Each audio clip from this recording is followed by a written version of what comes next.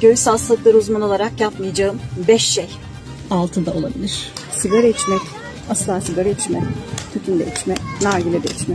Sigarayı bırak. Ağızdan nefes almak.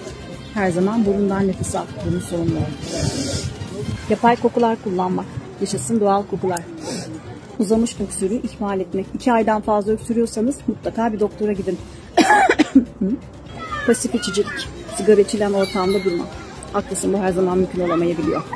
Bir şey daha eklesem, eve kapanmak. Böyle güneşli ve güzel havalarda çıkın gezin.